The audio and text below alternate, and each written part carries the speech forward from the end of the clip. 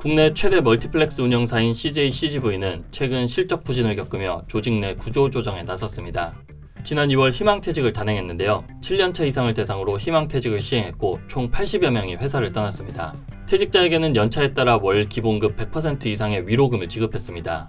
CGV가 희망퇴직을 단행한 건 2021년 2월 이후 4년 만입니다.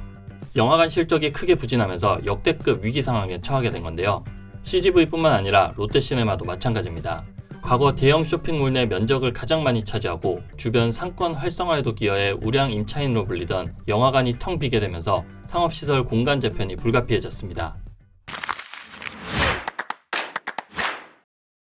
CJ CGV는 코로나가 확산하기 시작하면서 2020년 매출이 5,834억 원을 기록했습니다. 전년 대비 70% 줄어든 수치인데요. 2021년과 2022년, 2023년을 거치며 매출이 호전됐습니다. 지난해 CGV 매출은 1조 9,579억 원으로 전년보다 26.7% 늘었습니다. 2020년 최저점 대비 3배를 웃돌지만 2019년 코로나 확산 전 수준을 겨우 회복한 셈입니다. CGV는 국내 영화 시장이 위축하는 등 국내 사업 부분이 부진해 결국 희망퇴직을 단행했습니다. CGV가 지난해 국내 극장 사업에서 벌어들인 매출액은 7,588억 원으로 전년 대비 145억 원 줄었습니다. 영업 손실은 76억 원으로 적자 전환했습니다. 결국 영화관도 줄줄이 폐가 납니다. CGV는 오는 서울 송파점과 인천 연수점을 시작으로 창원점과 광주 터미널점 등 4개 점을 순차적으로 문을 닫습니다.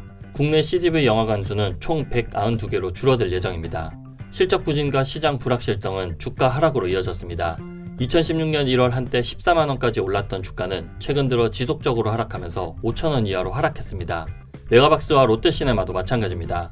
메가박스는 5년 연속 적자를 기록하면서 누적 적자 1,700억 원을 넘어섰습니다. 메가박스는 지난해에도 134억 원의 영업손실을 기록했습니다. 메가박스는 2020년 영업손실 650억 원을 기록한 뒤 5년째 적자입니다. 이 기간 누적 적자는 1,754억 원에 달했습니다. 롯데시네마는 지난해 영업이익 3억 원으로 간신히 흑자를 달성했습니다. 베트남 영화관 45개간 매출이 급증한 영향이 컸습니다. 롯데시네마는 2023년 이후 국내 사업 실적을 따로 발표하진 않지만 업계에선 적자 규모가 상당할 것으로 봅니다. 지난해 메가박스는 6개, 롯데시네마는 무려 10개 지점이 문을 닫았습니다.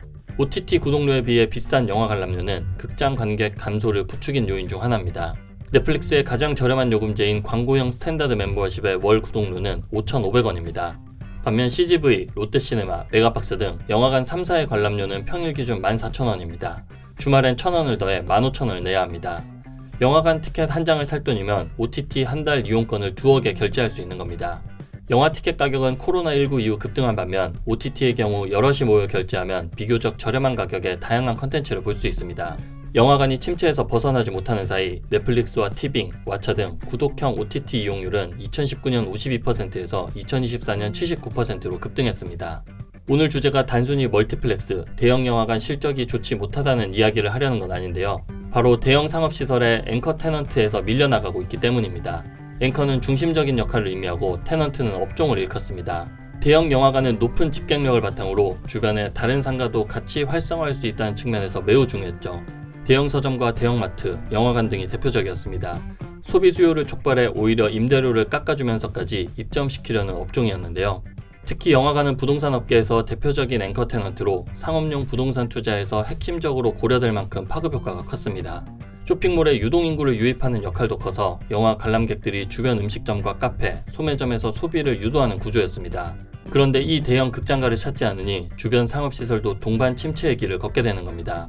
그리고 신규 대형 쇼핑몰을 개발할 때 대형 멀티플렉스를 넣으면 큰 연면적을 안정적인 우량 임차인이 차지해 상업시설의 안정적인 운영이 가능했는데요. 코로나 이후 완전히 바뀐 겁니다. 특히 영화관은 임대료를 매출에 비례해 산정하는 경우가 많은데요. 기본 임대료, 최소 보장 임대료를 내고 추가로 매출의 일정 비율을 임대료로 납부하는 방식입니다. 코로나 시기엔 매출이 안 나오다 보니 최소 보장 임대료 외에는 추가 수익을 기대하기가 어렵습니다. 영화관은 심야 상영 등으로 운영시간이 길어 전기, 냉난방 비용이 많이 들기도 합니다. 임대인 입장에서는 가장 큰 골칫덩이가 돼버렸습니다. 아이러니하게도 상업용 부동산의 수익성을 악화한 대표 상품이 바로 대형 영화관이 된 겁니다. 최근 다이소가 뜨고 있긴 하지만 과거 키 테넌트를 대체할 만한 대형 임차인을 찾기도 쉽지 않습니다. 영화관 연면적은 적어도 1,000평, 크게는 5,000평가량을 차지하는데요. 영화관이 철수하면 이 넓은 면적을 한꺼번에 채울 임차인을 구하기가 어렵습니다. 일부 복합 쇼핑몰에서는 F&B, 레스토랑과 카페, 키즈 카페, 스포츠 엔터테인먼트, 피트니스 등으로 대체하려는 움직임이 있지만 영화관 호황기 때만큼 큰 면적을 사용하면서 안정적인 유동인구를 창출하는 업종은 드뭅니다. 영화관이 더 이상 안정적인 키 테넌트 역할을 하긴 어려워졌기 때문에 영화관 의존도를 줄이는 방향을 모색할 것으로 보입니다. 리모델링을 고려하고 업종 전환이 이어질 수밖에 없을 겁니다. 앞으로도 단순한 영화관이 아니라 복합 문화 공간으로 변화해야 살아남을 가능성이 크다고 보고 있습니다.